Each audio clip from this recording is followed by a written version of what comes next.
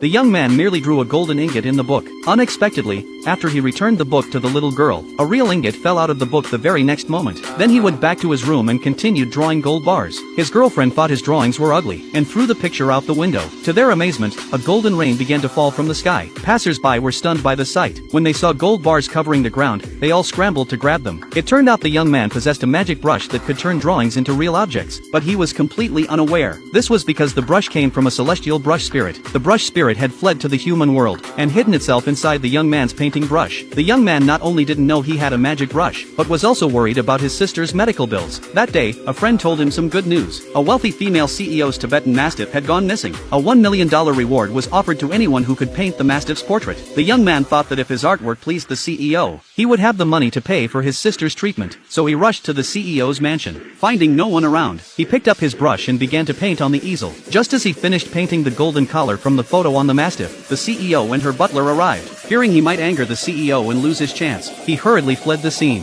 When the CEO stepped forward to throw the painting away, the golden collar fell off the canvas. The bizarre sight astonished both the CEO and the butler. The CEO examined the collar in her hand and realized it was identical to the one she had bought for her Mastiff. At that moment, the butler announced that the painting had turned blank. The CEO immediately realized it was the brush spirit. Meanwhile, the young man arrived at the Mastiff portrait hall. Unexpectedly, he encountered his scornful ex-girlfriend there. The ex-girlfriend had brought a wealthy second-generation heir to compete for the reward. Just as the young man was about to go and berate his ex-girlfriend, the butler approached and asked who had scribbled on the CEO's easel earlier. The young man immediately tensed up, worried that if he was caught, his chance to paint the Mastiff would be revoked. After all, his sister was still waiting for money to save her life. Seeing him nervous, the wealthy heir deliberately claimed it was the young man who had messed up the easel. Everyone expected the young man to be punished, but to their surprise, the butler said that the CEO liked the gold collar the young man had painted. Upon hearing this, the young man was stunned, because he thought his drawing was terrible. When the heir learned that the CEO liked it, he immediately changed his story and claimed that he had painted the collar. To prove it, he began to draw. Before he could finish,